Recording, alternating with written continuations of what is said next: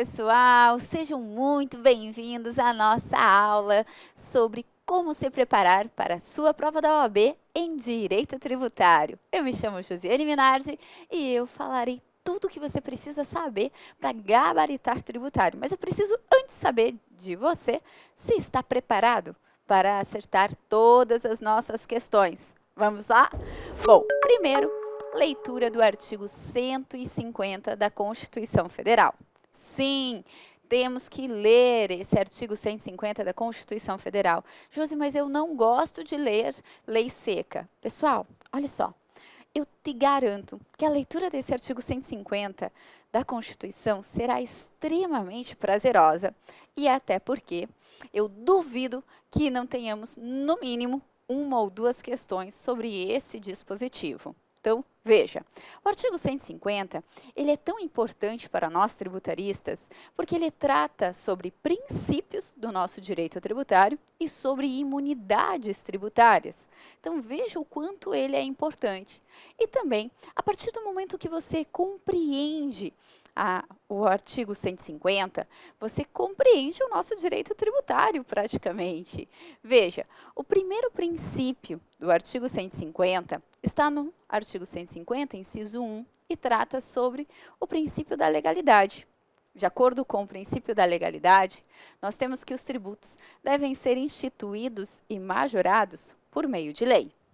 Ora, Josi, isso é muito fácil. Mas o direito tributário é fácil, eu vou provar isso para você. Veja, desse dispositivo, nós podemos agora aqui remissões a outros artigos que são relevantes, que estão interligados com esse dispositivo e que vão fazer toda a diferença na sua prova. Veja, o artigo 150, inciso 1, trabalha com o princípio da legalidade, de que prevê que todos os tributos devem ser instituídos e majorados por lei.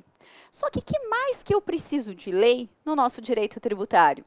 Artigo 97 do CTN. Então, minha sugestão é, circula a palavra lei do artigo 150, inciso 1, puxa uma flechinha e vai lá para o artigo 97 do CTN.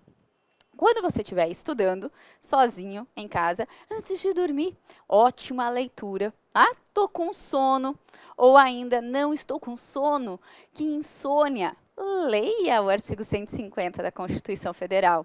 E quando você for dormir, tenha certeza que vai ficar na tua cabeça. A primeira coisa que você vai se lembrar ao acordar é do artigo 150 da Constituição Federal. Olha que maravilha! Pois bem, artigo 97 do CTN. Nós temos lá tudo o que em direito tributário precisa de lei. Trata-se de um artigo taxativo, de modo, então, que o que ali não estiver previsto não precisa de lei, certo? Ora, artigos 97, incisos 1 e 2, nós temos que os tributos só podem ser instituídos e majorados por lei. Você já falou isso. Sim, eu repeti o que está no 150, inciso 1 da Constituição Federal, que se repete no artigo 97, incisos 1 e 2. Agora, veja o que temos além disso no 97. Os tributos para serem reduzidos ou extintos do nosso ordenamento jurídico também precisam de lei. Então, anote aí. Eu preciso de lei para criar, majorar, bem como eu preciso de lei para reduzir um tributo, bem como excluí-lo do nosso ordenamento jurídico, certo? Agora, pergunta e mais uma flechinha. Josi, esse princípio não tem nenhuma exceção? Para criar tributo, realmente não temos nenhuma exceção. Só pode ser criado por lei. Agora, para majorar o tributo, nós temos 3 artigos que são extremamente importantes para a nossa primeira fase da OAB. Anotem aí, por gentileza. Artigo 153, parágrafo 1º da Constituição Federal. Artigo 155, parágrafo 4º, inciso 4, a linha C da Constituição Federal. E artigo 177, parágrafo 4º, inciso 1, a linha B. Josi, me perdi. Então, vem cá. Vamos lá para o artigo 150. Quando eu estou no artigo 150, o que acontece? Eu estou na leitura do inciso 1 da Constituição Federal. Eu disse que o tributo para ser criado e majorado precisa de lei.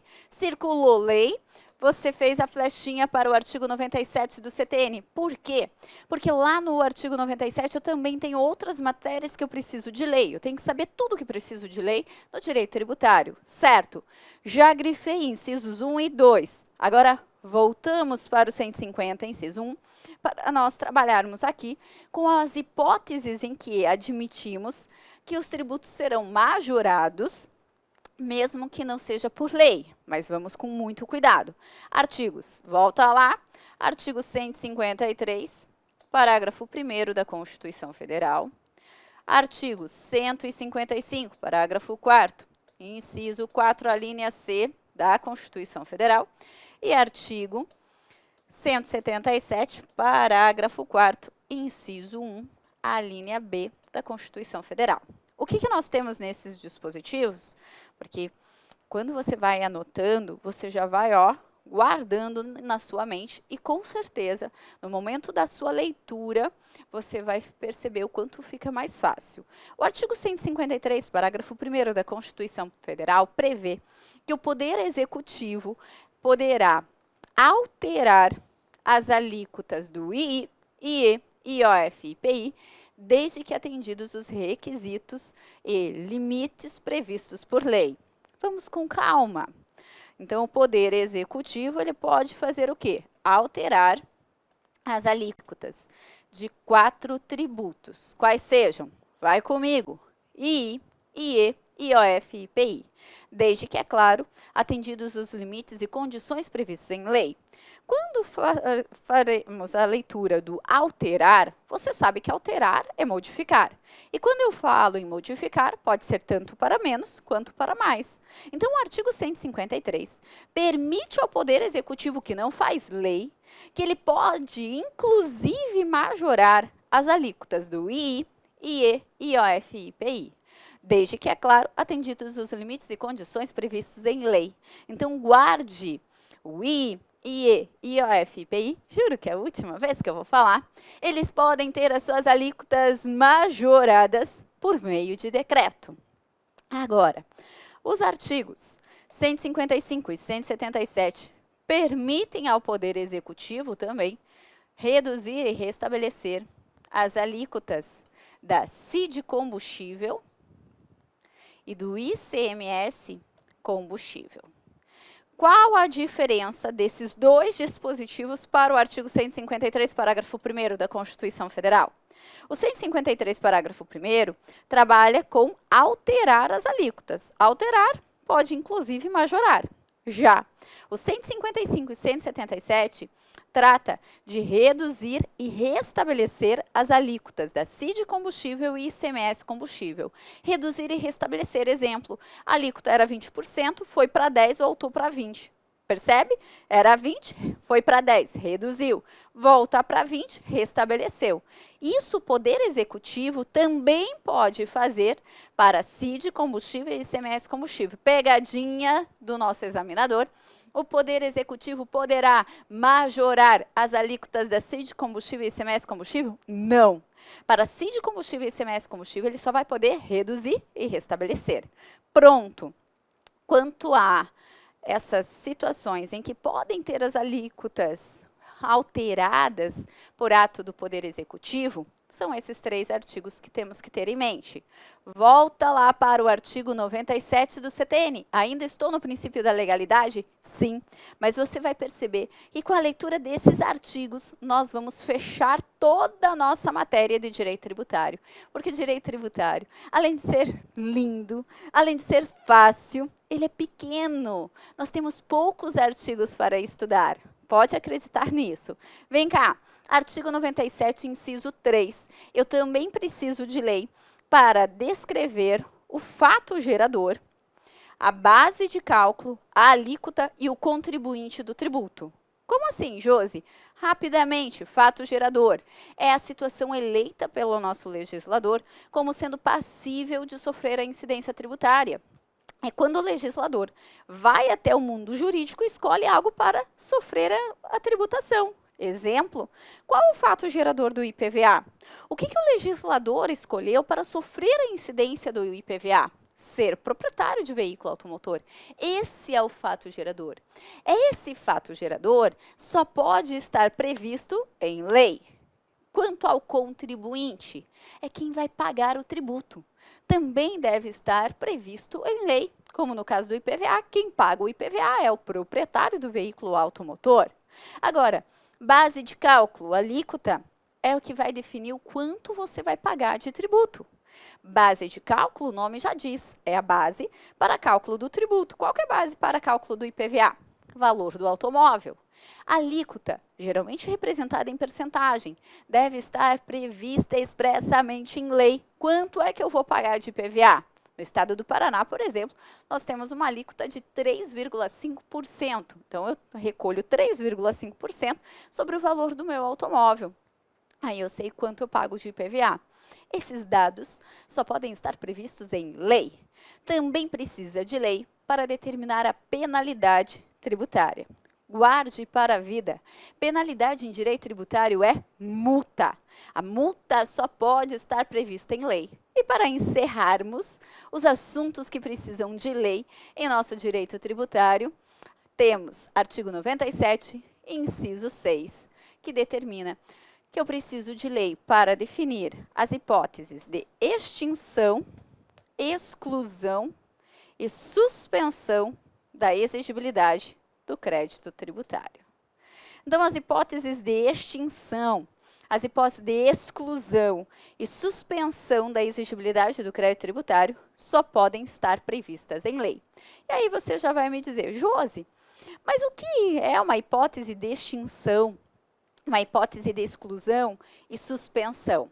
Bom, nós temos aqui 3 métodos para que você acerte essa questão na sua prova. O primeiro, que eu não concordo, né? Que eu acho mais difícil, mas aí vai do gosto do freguês, como você preferir. O primeiro é você memorizar todos os 11 incisos que nós temos no artigo 156 do Código Tributário Nacional, que tratam sobre as hipóteses de extinção do crédito tributário. Também memorizar os 2 incisos do artigo 175 do CTN, que tratam sobre as hipóteses de exclusão do crédito tributário, e mais 6 incisos do artigo 151, que trabalha com as hipóteses de suspensão da exigibilidade do crédito tributário. Então, ao total, aí você só tem 19 incisos para memorizar, sabendo, é claro, dentre esses 19 incisos, o que é hipótese de extinção, o que é hipótese de exclusão e o que é hipótese de suspensão. Em minha opinião, é o pior método para você acertar a questão na prova. Mas, como eu disse, depende do seu gosto. A segunda hipótese, em minha opinião, é a melhor. É você raciocinar na hora da prova. Você vai olhar para a questão e vai verificar o que é realmente uma hipótese que vai extinguir o crédito tributário. Extinguir o crédito tributário quer dizer vai acabar com ele, vai matar aquele crédito tributário. Veja, o que já vem na tua cabeça? Que se você fizer, acaba de uma vez por todas com o crédito tributário. Pagamento, né, gente? Se eu pago o tributo, acabou com o crédito tributário. Então, você vai fazer esse raciocínio durante a prova. Eu vou extinguir o crédito, eu vou finalizar com aquele crédito tributário. O exemplo, primeiro que eu tirei, é o pagamento. Quanto às hipóteses de suspensão da exigibilidade do crédito tributário, veja, faça a leitura, tenha paciência na hora da prova. A sua prova também é uma prova de paciência, porque quando você lê com calma, e eu sei que no momento da prova, muitas vezes você está extremamente nervoso, mas você tem que procurar manter a calma. Eu sempre falo, tributarista é frio. Tá? Tributarista é calculista, tem que olhar e raciocinar. Nada de ficar com medinho da prova. Medo? Jamais. Para tributarista, nunca. Então, faça a leitura. Suspensão da exigibilidade do crédito tributário. Quer significar suspensão da cobrança do crédito. O crédito tributário existe, mas por algum motivo a Fazenda não pode me cobrar. Exemplo, parcelamento. Vem cá, olha como fica fácil. Se você está parcelando uma dívida tributária. Parcelando. Você resolve parcelar em 60 vezes. Você pagou a primeira parcela. Eu posso dizer que você já acabou com o crédito tributário? Claro que não, né? Faltam mais 59 parcelas. Agora, se você parcelou, você fez esse acordo com a Fazenda, pode a Fazenda ajuizar uma execução fiscal e te cobrar esse crédito tributário? Não, pessoal, porque você está parcelando, você está cumprindo aqui o combinado. Então, isso é uma hipótese que suspende a exigibilidade do crédito tributário. Você viu como fica fácil? É só você raciocinar. Agora, quanto à exclusão do crédito tributário, aí você tem que saber realmente que são duas as hipóteses que excluem o crédito tributário: isenção e anistia. Isenção e anistia excluem o crédito tributário. Sabe o que isso quer dizer? Quer dizer que impedem que o crédito tributário seja constituído. Então, eu tenho uma isenção. Significa uma dispensa legal do dever de pagar o tributo. É quando a lei diz que eu não preciso pagar o tributo. Logo, impede que o crédito seja constituído. E anistia é o perdão da multa tributária. Então, essas duas hipóteses você não tem como escapar. Isenção e anistia são exclusão do crédito tributário. Bom, eu disse que para você acertar essa questão sobre extinção, exclusão e suspensão do crédito tributário, nós temos 3 métodos. O primeiro, que é decoreba, que eu odeio. O segundo, raciocinar, que é o melhor. E o terceiro é rápido. Se você está com muita coisa ainda para responder, não vamos ficar perdendo tempo com questões fáceis. Então, aqui eu vou dizer a você 3 palavras que você tem que saber, que você vai realmente concluir o que são as hipóteses de extinção, as hipóteses de exclusão e as hipóteses de suspensão do crédito tributário. Isenção e anistia já são 2 palavras que você já sabe. São hipóteses de exclusão do crédito. Repita comigo, vai. Quais são as 2 hipóteses que excluem o crédito tributário? Diga aí. Isenção e anistia.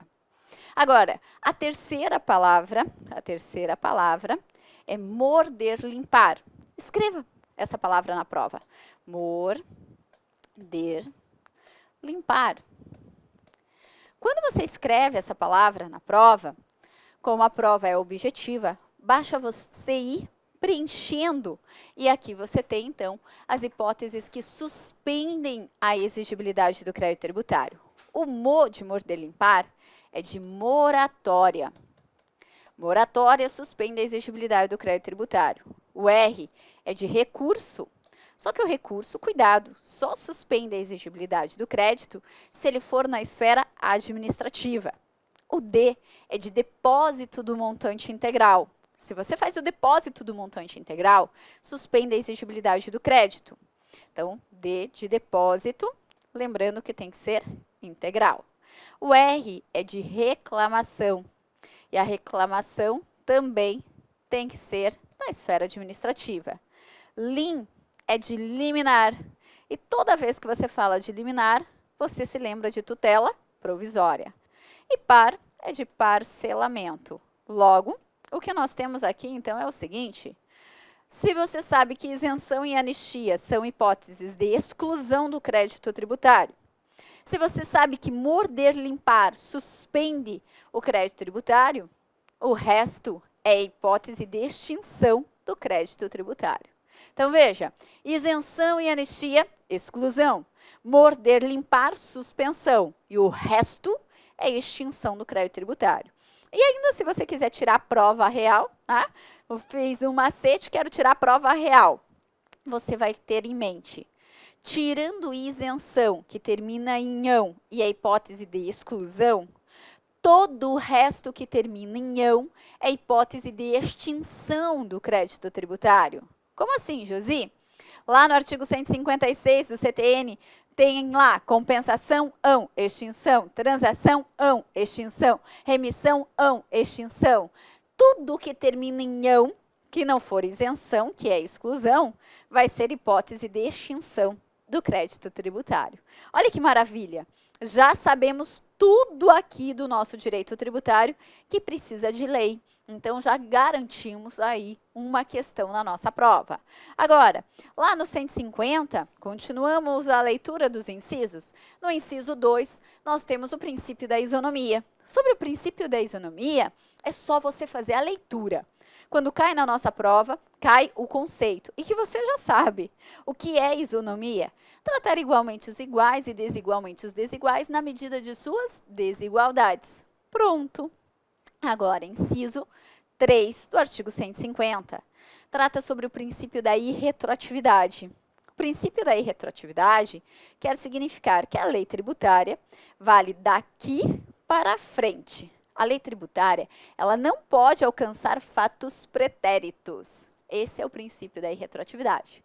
Mas, como no direito tributário, nós sempre temos uma exceção ou outra, aqui não seria diferente. Aqui nós temos 3 hipóteses em que permite a lei tributária retroagir no tempo. Logo, remissão.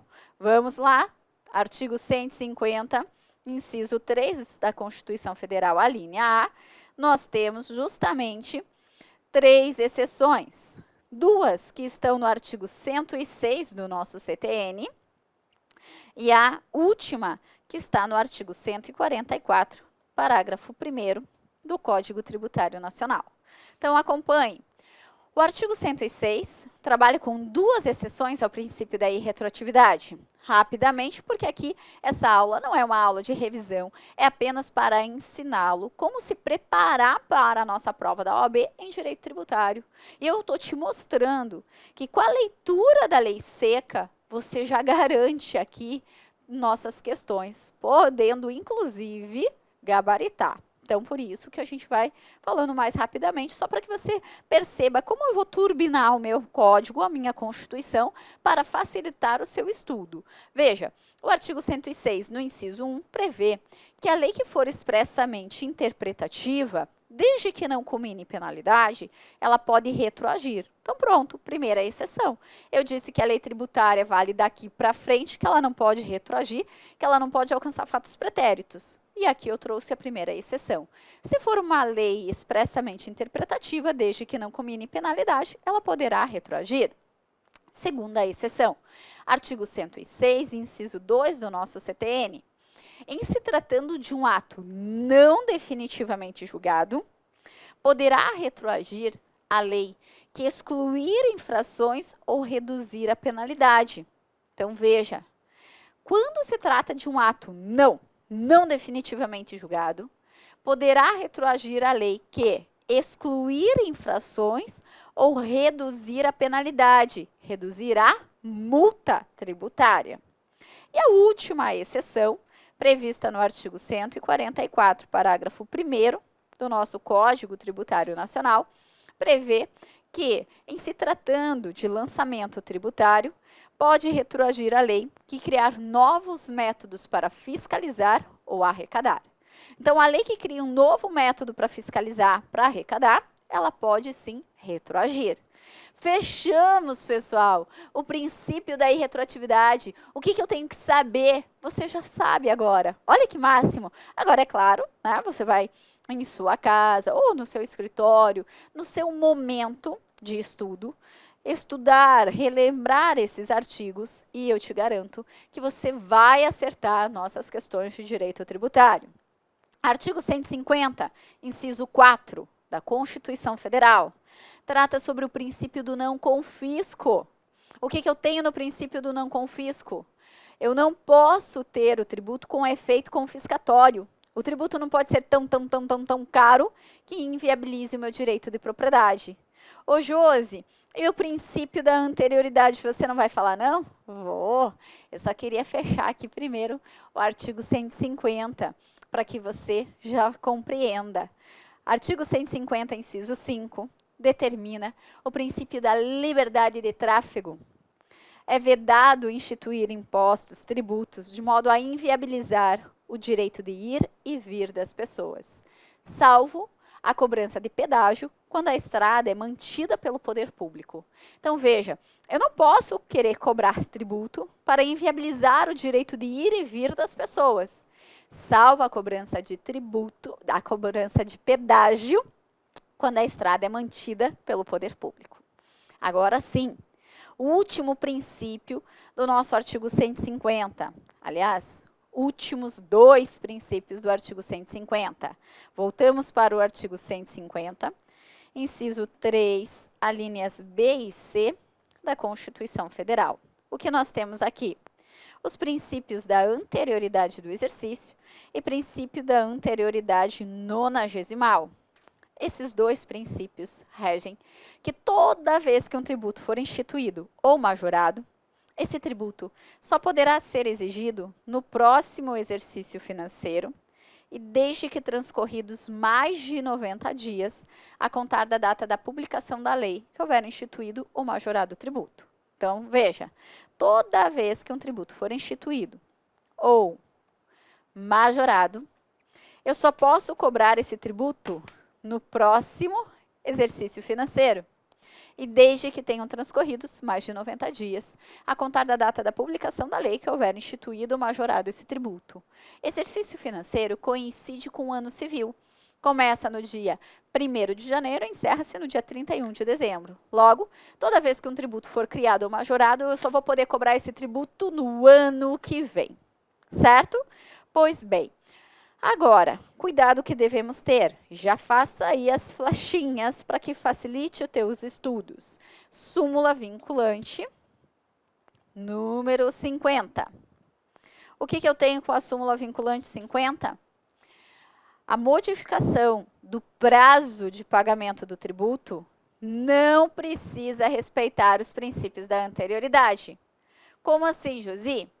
Eu mudo a data de pagamento do tributo do dia 20 para o dia 10. Eu estava acostumada a pagar o tributo no dia 20, aliás, eu gosto porque eu recebo no dia 20, mas agora vem um ato e muda para o dia 10.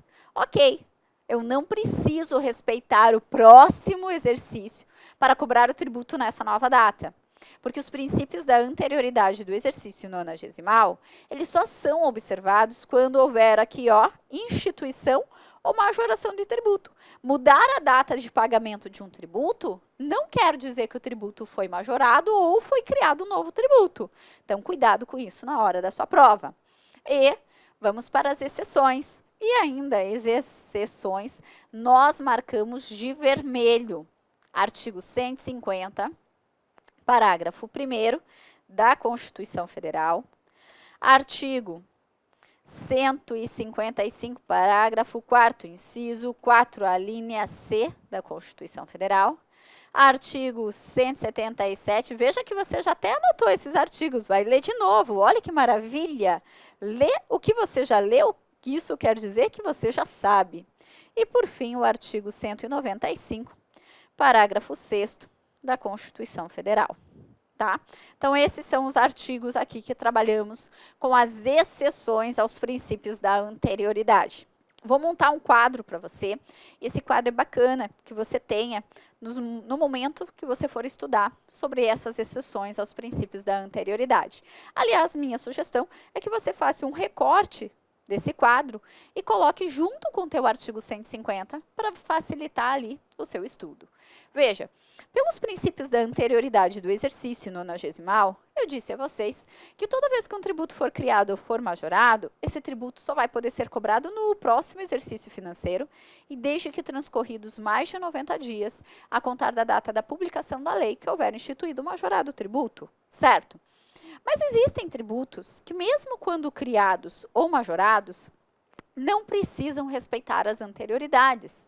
Isso quer dizer, então, que o tributo foi criado ou majorado, ele não vai precisar respeitar a anterioridade do exercício, não vai precisar respeitar a anterioridade nonagesimal, de modo que o tributo poderá ser cobrado imediatamente. Quais são esses tributos?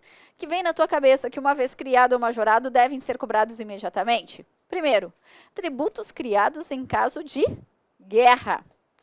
Então, tributos criados em caso de guerra devem ser cobrados imediatamente. Claro, né, pessoal? Ou eu cobro imediatamente, ou corre o risco de acabar a guerra, morrer todo mundo e eu não ter ainda cobrado o tributo. Então, toda vez que for criado um tributo em razão de guerra, esse tributo não precisa respeitar o próximo exercício, não precisa respeitar 90 dias, ele poderá ser cobrado imediatamente. Nós temos 2 tributos hoje que podem ser criados em caso de guerra, que são eles: o empréstimo compulsório, previsto no artigo 148, inciso 1 da Constituição Federal, e o imposto extraordinário guerra, previsto no 154, inciso 2 da nossa Constituição Federal. Veja, com relação ao empréstimo compulsório, tanto o empréstimo compulsório guerra como calamidade pública, ele pode ser cobrado imediatamente. Calamidade pública pela mesma razão, né? Ou eu cobro imediatamente o tributo, ou corre o risco de morrer todo mundo e eu não ter cobrado ainda o tributo. Então, guarde. O empréstimo compulsório, guerra e calamidade pública podem ser cobrados imediatamente. E o imposto extraordinário guerra também. Além desses 2 tributos, 3, né? Que eu considero empréstimo compulsório guerra, empréstimo compulsório calamidade pública e imposto extraordinário guerra, nós temos mais 3 que hoje, majorados, não vou mais nem falar instituídos porque eles já foram criados, mas quando majorados, também não precisam respeitar as anterioridades. São eles o I, IE e o IOF.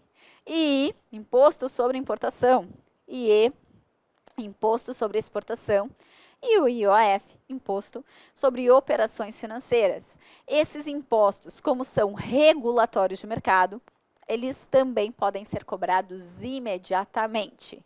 Agora, eu tenho um segundo grau de exceção, que prevê que não precisa respeitar a anterioridade do exercício, mas precisa respeitar 90 dias. Como assim, Josi?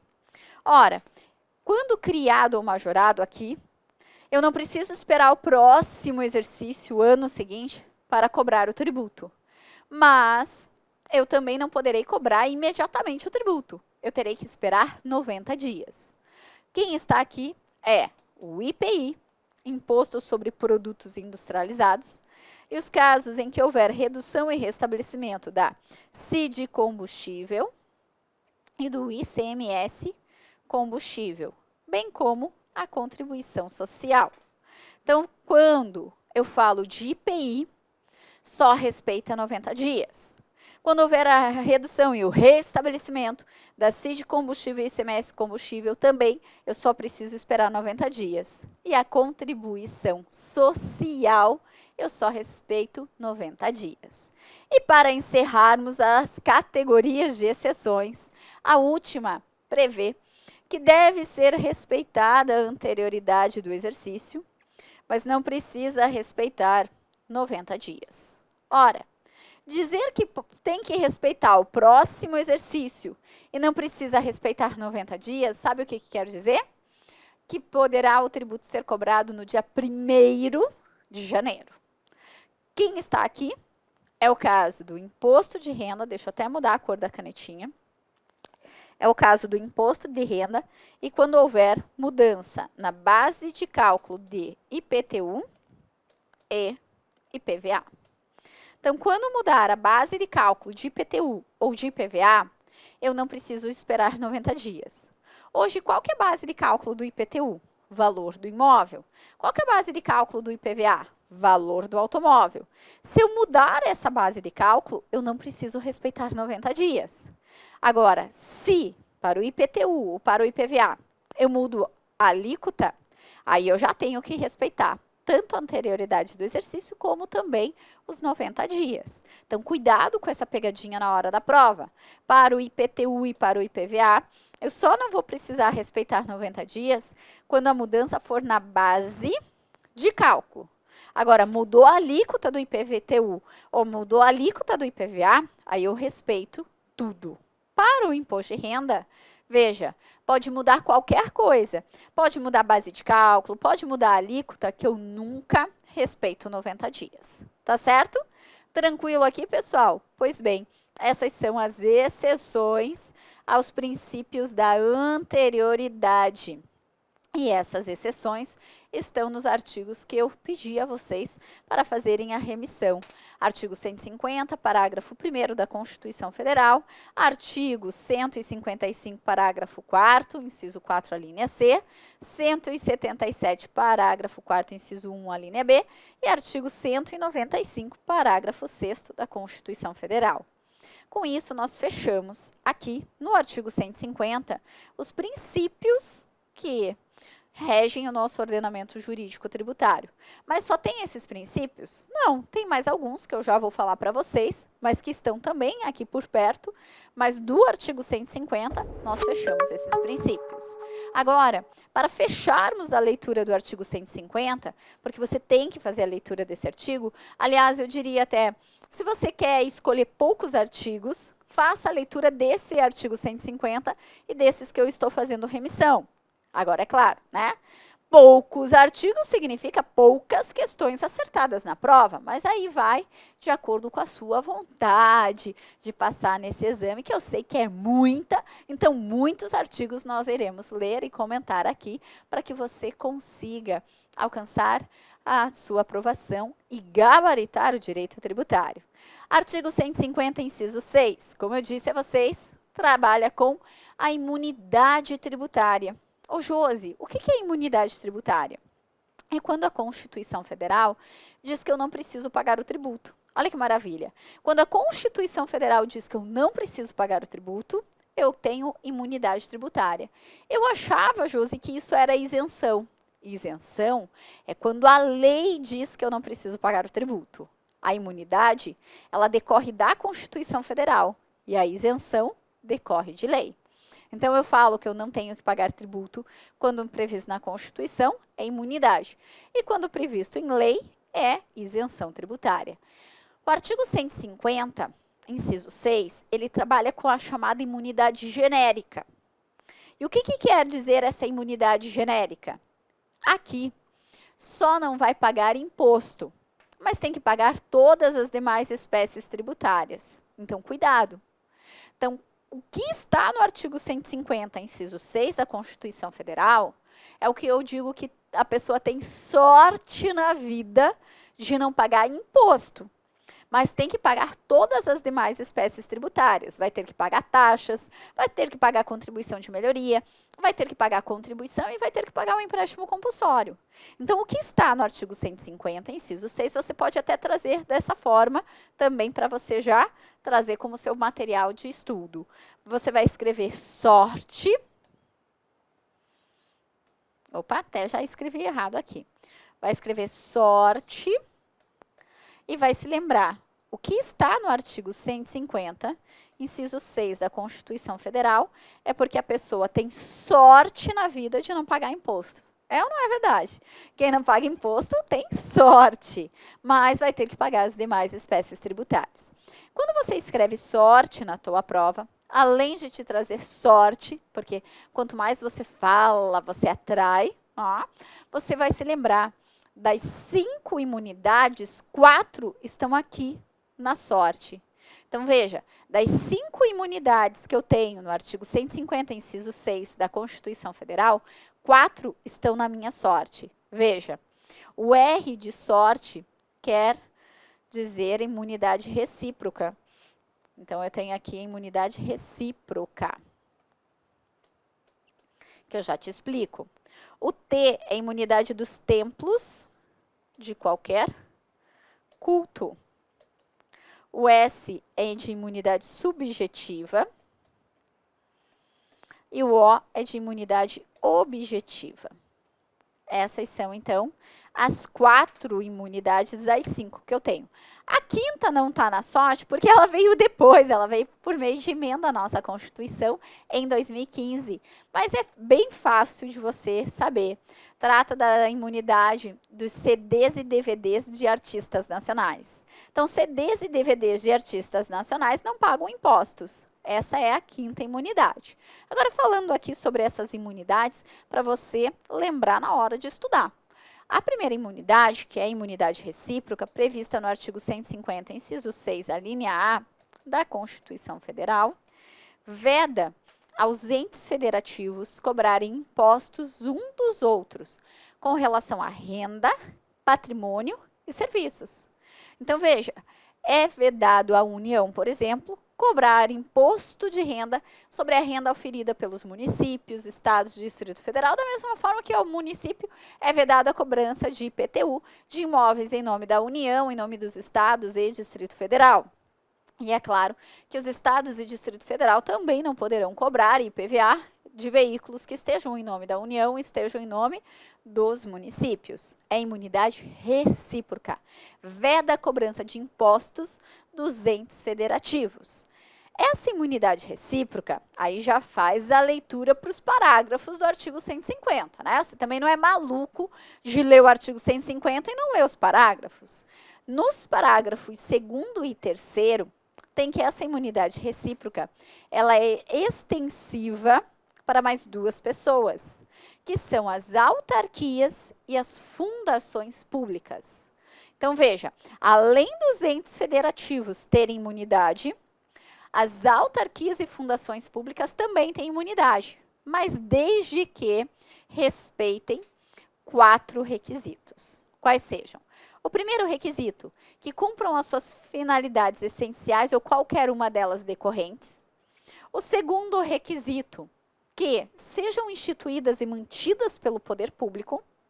Terceiro requisito, que não cobrem preço e nem tarifa. E o quarto requisito, que não entrem na concorrência privada.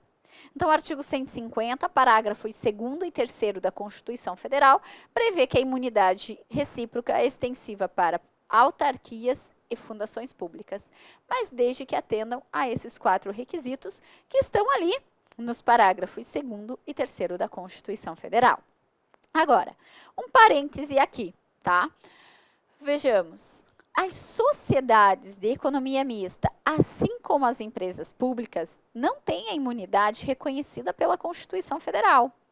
Porém, o Supremo Tribunal Federal tem reconhecido a imunidade para algumas empresas públicas, assim como para algumas sociedades de economia mista.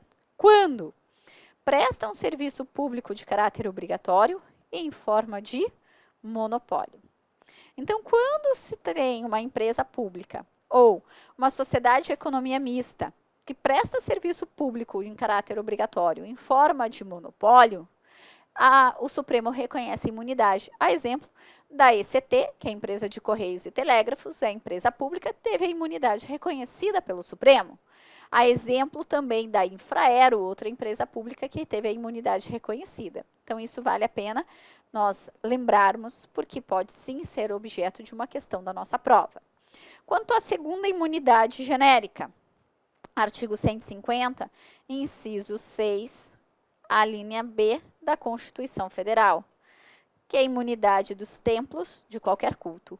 Essa imunidade, ela visa tutelar a liberdade religiosa e, por essa razão, tudo, mas exatamente tudo que estiver em nome da instituição religiosa e cumprir a sua finalidade, não vai pagar imposto. Mesmo que a igreja tenha imóveis alugados para terceiros, mas com o dinheiro da alocação utiliza para cumprir a sua finalidade, esses imóveis estão imunes do IPTU. Porque tudo que está em nome da instituição religiosa e cumprir a sua finalidade, não vai pagar imposto. Pronto, é isso que você tem que saber sobre a imunidade dos templos de qualquer culto. Só uma atenção. Maçonaria não é religião.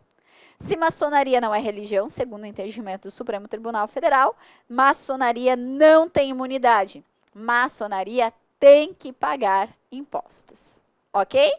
Terceira imunidade, a imunidade subjetiva, prevista no artigo 150, inciso 6, a linha C da nossa Constituição Federal. O que nós temos aqui? Nos termos do artigo 150, inciso 6, a linha C, a imunidade subjetiva, como o nome já sugere, é a imunidade de pessoas. 4 pessoas têm sorte na vida de não pagar impostos. São elas, as entidades de assistência social sem fins lucrativos, as entidades de educação sem fins lucrativos, os partidos políticos e suas fundações e o Sindicato dos Trabalhadores. O Sindicato dos Trabalhadores não paga imposto. O Sindicato dos Trabalhadores tem imunidade tributária, ok? Bom, aqui também para essas pessoas nós temos que tudo, mas exatamente tudo que estiver em nome delas e que cumpra a sua finalidade, goza de imunidade. Então, tudo que estiver em nome dessas pessoas, da entidade de assistência social sem fins lucrativos, da entidade de educação sem fins lucrativos, dos partidos políticos e suas fundações e do Sindicato dos Trabalhadores, não vai pagar imposto.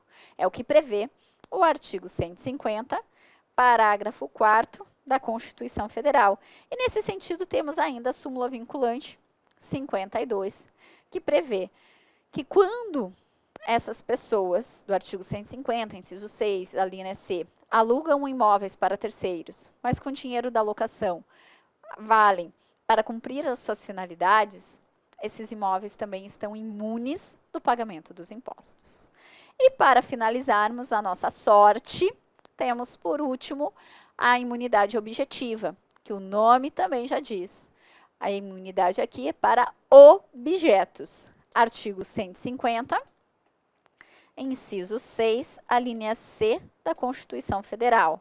Quais são os objetos que gozam de imunidade? Quais são os objetos que não têm que pagar impostos? São livros, jornais, periódicos e o papel destinado à sua impressão. Esses objetos não pagam impostos. Atenção para entendimento do Supremo, o livro eletrônico também faz jus à imunidade tributária. Ainda bem, tá? Sobre imunidade é isso, pessoal, que temos que saber. Agora, quais outros artigos? O 150 já foi. Você viu que maravilha? O artigo 150, que é, sem dúvida alguma, para nós tributaristas, o mais importante, você já sabe. Agora, sugiro aqui a leitura da nossa Constituição Federal para mais 3 artigos próximos ao 150, que são artigos 151, 152 e 145, parágrafo 1º, que esses artigos tratam sobre princípios também. Nós temos no 145, parágrafo 1º, o princípio da capacidade contributiva, que sempre que possível, os impostos devem ser graduados conforme a capacidade econômica do sujeito, de modo que quanto maior for a capacidade econômica do sujeito, mais imposto ele tem que pagar. Isso significa dizer que ele tem uma capacidade contributiva maior. Então, esse é um artigo muito importante. Os 151 e 152 também trazem mais princípios do nosso direito tributário. O 151, inciso 1, trabalha com o princípio da uniformidade geográfica, que determina que é vedado à União estabelecer um tratamento diferenciado entre as demais regiões do Brasil. Não pode, por exemplo, a União trazer o IPI a 5% para a região sul e a 10% para o Nordeste, a não ser que tenhamos um incentivo fiscal. Então, o princípio da uniformidade geográfica, que determina que não podemos ter um tratamento diferenciado na tributação para as demais regiões do Brasil, é salvo se houver incentivo fiscal, que aí, né, temos que ter o tratamento diferenciado. Ainda no 151, inciso 3, nós temos o princípio que veda a chamada isenção heterônoma. O que é isso, Josi? Isenção nós já comentamos. É uma dispensa legal do dever de pagar o tributo. É quando a lei diz que eu não preciso pagar o tributo. Agora, a regra no Brasil é que só pode isentar quem pode tributar. Então, se uma pessoa, diferente daquela que detém a competência tributária, trouxer uma isenção, essa pessoa tem aqui uma isenção heterônoma, o que o nosso artigo 151, inciso 3 da Constituição Federal veda. E o último princípio, artigo 152, que determina que também não pode existir a diferença na tributação com relação à origem e procedência do bem. Os estados, Distrito Federal e municípios não podem trazer uma tributação diferenciada considerando a origem e a procedência do bem. Imagine o estado querer cobrar mais IPVA só porque o carro é importado. Isso não é possível. Tá certo? Tranquilo aqui? Pois muito bem. Agora, quais outros artigos que também são importantes que eu tenho que fazer a leitura? Nós temos, deixa eu até puxar aqui o slide. Anote aí, por gentileza. Artigos 153, 154, 155 e 156 da Constituição Federal. Esses artigos, vocês têm que fazer a leitura também. Tá começando a aumentar, né, Josi? Ué, gente, mas é assim mesmo, né? Estudar para a prova da OAB, eu tenho que estudar bastante. Veja, nesses artigos, nós temos os impostos separados para saber quais são os impostos de competência da União, que são os do artigo 153 e 154, quais são os impostos de competência dos estados e Distrito Federal, que estão no 155, e os impostos de competência dos municípios. No 153, nós temos 7 impostos que são de competência da União. Para você se lembrar quais são esses 7 impostos, você tem que escrever na tua prova a palavra perito e não se esquecer do IGF. Quando você escreve perito e se lembra do IGF, nós temos aqui os 7 impostos que só podem ser criados, majorados pela União. Basta você escrever a letra I de imposto. Então, eu tenho o IPI, Imposto sobre Produtos Industrializados. Eu tenho o IE, Imposto sobre Exportação. Eu tenho o IR, Imposto de Renda. O II, Imposto sobre Importação. O ITR, Imposto sobre a Propriedade Territorial Rural. O IOF, que é o Imposto sobre Operações Financeiras. E o IGF, que é o Imposto sobre Grandes Fortunas. A prova gosta de saber sobre os impostos. Então, se você estuda o artigo 153, você já garante aí muita coisa. Artigo 154, mais 2 impostos de competência da União, que são o imposto residual e o imposto extraordinário guerra. Josi, o que é esse imposto residual que eu nunca ouvi falar? O imposto residual é um imposto que não está previsto na Constituição Federal, por isso o nome residual. É um resíduo da Constituição Federal. É a possibilidade da União inventar um novo imposto. Se não bastasse todos os que já existem na nossa Constituição Federal, o artigo 154 permite à União criar um novo imposto, que é esse um imposto residual. Lá no artigo 155, nós temos 3 impostos de competência dos estados e Distrito Federal, que são o IPVA, Imposto sobre a Propriedade de Veículos Automotores, temos o ICMS e o ITCMD, que é o Imposto sobre a Transmissão, Causa Mortes ou Doação de quaisquer bens ou direitos. Esse ITCMD é o imposto do morto, né? Muitas vezes que as pessoas falam.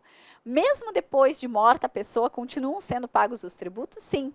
Quando a pessoa morre, os seus bens são transferidos para os seus herdeiros. Nessa transmissão causa mortes, incidirá o ITCMD. E de nada adianta você falar, mas eu não quero que meus herdeiros fiquem pagando imposto depois que eu morrer. Então, vou dar tudo em vida. Vai pagar o mesmo imposto. Olha o nome do imposto. Imposto, transmissão, causa mortes ou doações de quaisquer bens ou direitos. Doação de dinheiro, incide o ITCMD, certo? E os últimos impostos municipais também são 3. São eles o IPTU, Imposto sobre a Propriedade Predial Territorial Urbana, o ISS, Imposto sobre Serviços, e o ITBI. O ITBI é o Imposto sobre a Transmissão de Bens Imóveis por título oneroso. Então, veja, na compra e venda de uma casa, há uma transmissão de bem imóvel por título oneroso, incide o ITBI. Agora, se a transmissão for a título gratuito, incide o ITCMD, seja a transmissão causa mortes ou doação. Tá certo? Pois bem, pessoal, e também da Constituição Federal ainda, que é importante você ter esse artigo em mente, e agora eu fechei aqui meu slide, é o artigo 145. asterisco para esse artigo 145 da nossa Constituição Federal. Por que, Josi, asterisco? Porque nesse artigo 145, nós temos sobre os impostos, temos sobre as taxas e sobre as contribuições de melhoria. O conceito de taxa está no artigo 145, inciso 2 da Constituição Federal. Taxa é uma espécie tributária e vou te dizer, é uma das queridinhas da nossa banca da FGV. Então, você tem que saber. A taxa, ela pode ser criada por qualquer ente federativo, pode ser criada pela União, Estado, Distrito Federal ou município, e será criada em duas ocasiões, frente ao exercício regular do poder de polícia e frente à utilização efetiva ou potencial de um serviço público específico e divisível. Quanto ao exercício regular do poder de polícia, é, na verdade, a fiscalização. Toda vez que eu preciso de fiscalização sobre a minha atividade, eu tenho que pagar uma taxa de exercício regular do poder de polícia. A exemplo da taxa de alvará. Haverá uma fiscalização sobre a minha obra, eu tenho que pagar a taxa de alvará. E outras tantas que nós temos. Hoje até brinco dizendo que muitas vezes o legislador, ele está sendo nosso amigo, porque ele já coloca no nome da taxa fiscalização. A exemplo da TCFA, taxa de controle e fiscalização ambiental, é uma taxa de exercício regular do poder de polícia. E quanto ao serviço público específico e divisível, a taxa mais cobrada que nós temos é a taxa de coleta de lixo. Aliás, quem quiser, artigo 145, inciso 2, temos lá a súmula vinculante de número 19. É constitucional a cobrança de taxa de coleta de lixo individual, ok? E só para encerrarmos aqui, a contribuição de melhoria prevista no artigo 145, inciso 3 da nossa Constituição Federal, é um tributo que será criado sempre que houver uma obra pública e que dessa obra pública decorra em valorização imobiliária. Então, veja, para que haja a cobrança da contribuição de melhoria, temos que ter uma obra pública com valorização imobiliária. O nome é contribuição de melhoria e não de pioria. Um exemplo, passo um asfalto na minha rua, eu vou pagar a contribuição de melhoria, certo? Da Constituição Federal, são esses os artigos que nós temos que estudar, tá certo? Agora, lá no CTN, tem mais alguma coisa?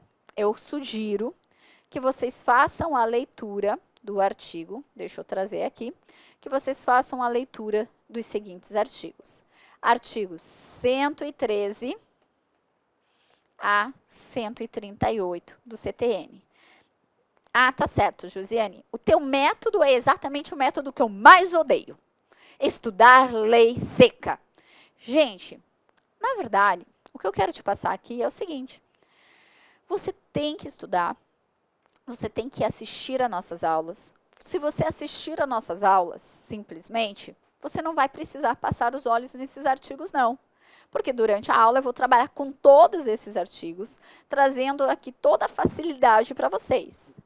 Mas, se você assistir às aulas, se você fizer os exercícios propostos e ainda a leitura, eu duvido que você não acerte realmente todas as nossas questões de direito tributário, com facilidade. Então, essa minha sugestão é que você faça a leitura quando não estiver assistindo a nossa aula. Quando você estiver no momento tranquilo. E não existe momento tranquilo na vida de um estudante, Josi. Eu sei, pessoal, mas que você tire meia hora no dia. Ao invés de fazer teu almoço em 1 hora, faça em 30 minutos e 30 minutos utilize para ler esses artigos. Você vai ver como vai facilitar e vai criar um hábito em você e você vai acertar. Eu, quando estudei para o exame da OAB, assim, há muitos anos, né? Quando eu estudei, eu lia muito a lei seca, grifava, puxava a flechinha, lia, relia, colocava post-it para chamar a atenção. E, gente, de verdade, tá? Das 100 questões objetivas, na minha época eram 100 questões objetivas, eu acertei 97. E olha que eu trabalhava o dia inteiro, estudava à noite, porque a minha faculdade era à noite. Também não tinha tempo, também tinha TCC para entregar. Então eu estudava no momento que eu ia para o escritório, não tinha carro, eu ia de ônibus, eu fazia leitura. Eu estudava um pouquinho antes de dormir, que eu chegava da faculdade elétrica, jantava, eu tirava ali mais uns 40 minutos antes de dormir para fazer a leitura. Então, por isso que eu tive um acerto alto. Tá? Errei 3 questões, e salvo engano, eu errei 3 questões de ética, para você ter ideia. Mas aqui, a leitura do 113 a 138 do CTN vai permitir que você tenha uma visão do nosso direito tributário maior. Nesses dispositivos, nós trabalhamos com obrigação tributária, bem como sujeito ativo, sujeito passivo, crédito tributário e também com as responsabilidades tributárias. Então, esses artigos vão dizer aqui para vocês o que é obrigação tributária, quem é sujeito ativo, que tem o direito de cobrar o tributo, quem é o sujeito passivo, que tem o dever de pagar o tributo, e todas as responsabilidades tributárias. Pronto, gente. O nosso direito tributário é isso. É esse todo complicado nesses artigos. E que, então, faz você perceber que de complicado direito tributário não tem nada. Eu fico por aqui, mas me deixo totalmente à disposição de vocês para esclarecer eventuais dúvidas, bem como o meu e-mail e meu Instagram, Josiane Minardi. Um beijo grande e até mais!